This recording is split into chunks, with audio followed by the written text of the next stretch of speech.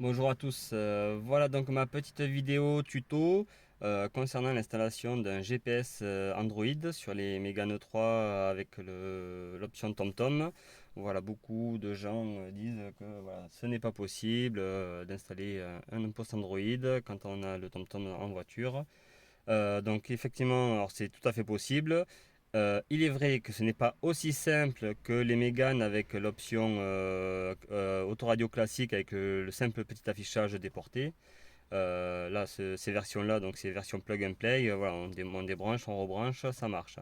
Sur la version TomTom, il faut faire une petite modification. Alors, il n'y a pas besoin d'être ingénieur ou bac+10 pour le faire. Et si on est un peu bricoleur, ça se fait assez facilement. Voilà, il faut prendre son temps, il faut faire attention, il ne faut pas se tromper dans les câblages. Mais ça fonctionne très bien. Voilà, pour vous montrer, donc j'avais une version TomTom. Voilà, les petits câbles ici, tout le monde les reconnaîtront. Ce sont ceux qui sont branchés au cul de l'écran TomTom. Ça, c'est mon écran Android. Voilà, moi j'ai le poste Android. Alors, pour la petite histoire, j'avais une ancienne Mégane 3 phase 1, donc avec le poste classique. J'ai acheté mon autoradio, donc pas de souci, je l'ai installé. C'est du plug and play, comme je disais. Ça marchait très bien. J'ai ma voiture, bon, ben, m'a lâché, elle a fait son temps.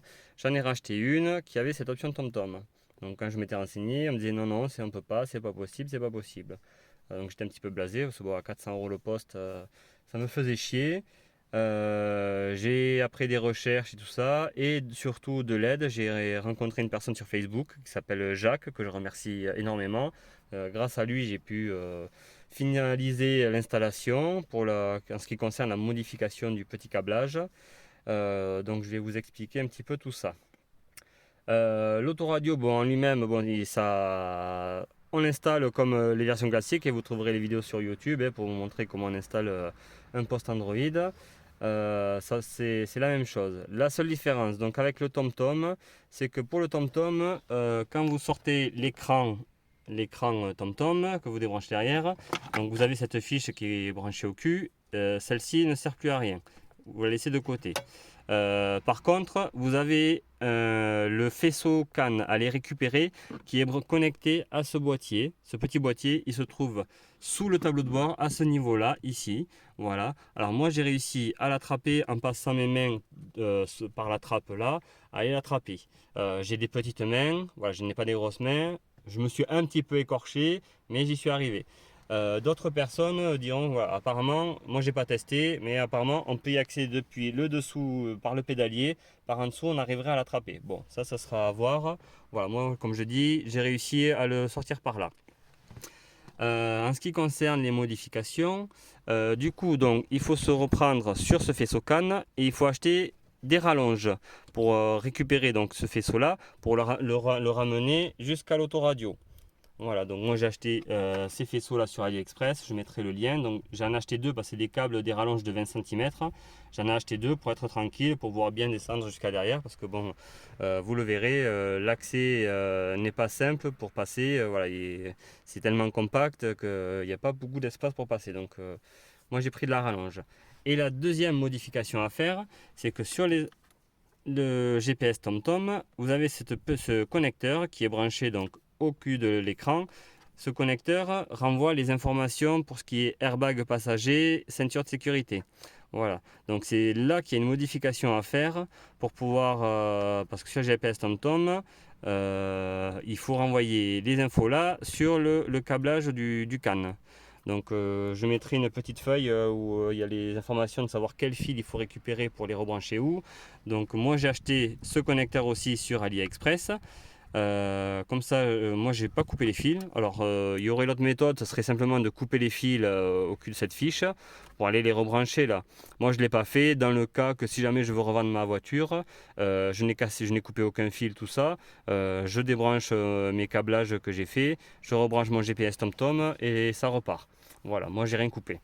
Donc j'ai acheté ce connecteur là, à savoir que les connecteurs, celui-ci du CAN et comme celui-là, il a fallu que je modifie, que je coupe un peu les plastiques, surtout au niveau des détrompeurs pour emboîter les fiches, parce que vu que c'est des connectiques Renault, voilà, on ne trouve pas ça dans le commerce comme ça. Donc il a fallu que je casse un petit peu, voilà, pour ici faire des ailettes pour laisser passer les détrompeurs. Et sur celui-ci, il a fallu que je lime les détrompeurs qu'il y a dans le connecteur pour que la fiche s'emboîte. Voilà. Grossièrement, donc tout simplement, voilà, donc on récupère le CAN qui est là, on met la rallonge, on le ramène en bas, qu'on branche sur le faisceau de l'autoradio. Celui-ci, voilà, je branche là. J'ai 4 fils à récupérer. C'est les 4 fils, donc comme je disais, c'est les informations airbag et ceinture qu'on récupère de là. Hop, qu'on rebranche. Je vais vous montrer, voilà. Hop, que j'ai repiqué là-dessus sur le faisceau là. Donc ça, je vous mettrai le petit plan. Je vous montre un peu vite fait. Voilà, je me suis fait un petit schéma. Voilà, là au-dessus, donc on voit le connecteur CAN bus de l'ancienne Mégane qui est identique sur celle-là. C'est toutes les informations. Et ça, c'est le schéma du petit connecteur où il y a les informations airbag passagers de la Mégane version TomTom. Donc, on voit que voilà, il faut prendre les fils voilà, sur le petit connecteur. Donc, il faut les fils 3 et 4 et le fil 7 et 8 qu'il faut ramener sur le gros connecteur en position 19, 20, 21 et 22. Voilà, et ça, ce qui permet d'avoir toutes les informations sur l'Android. Je vous montre, je teste. Donc hop, je démarre la voiture. Je récupère mes clés. Allez, viens là. Hop. Voilà. Voilà, vous voyez bien, hein, c'est bien un post Android. Donc alors moi j'ai perdu, j'ai le petit autocollant qui s'est envolé avec la chaleur qui s'est décollé. Il faudra que je réinstalle. Mais vous voyez les lumières, le voyant rouge et le voyant vert. Le rouge en haut, pour moi, ça correspond à la ceinture conducteur. Donc là, c'est pour me dire que la ceinture n'est pas branchée. Le voyant vert en bas, c'est pour l'airbag. Ça veut dire que l'airbag passager est bien activé. Pour vous montrer, si je me mets la ceinture, voilà, vous voyez, le voyant s'éteint. Donc les informations fonctionnent. Pour dire aussi, donc au début quand j'ai testé, que j'ai pas fait cette modification de câblage au niveau de ces informations là, l'autoradio fonctionnait, mais au niveau du tableau de bord, j'avais les messages airbag à contrôler, airbag passager à contrôler.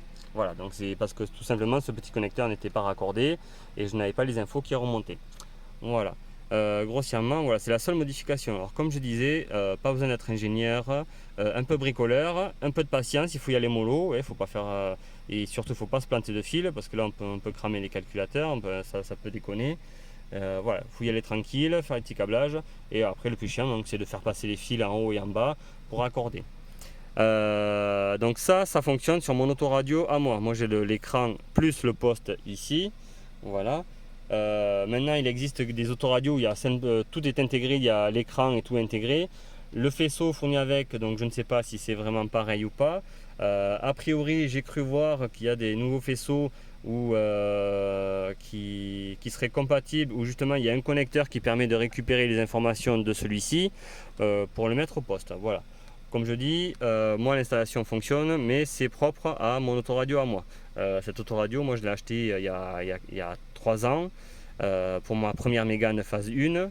Voilà, et je voulais pas en racheter un autre parce qu'au prix que ça coûte, enfin surtout les gros modèles, il y en a à 200 euros là, mais bon, qui au niveau puissance et mémoire d'écran est un peu faible.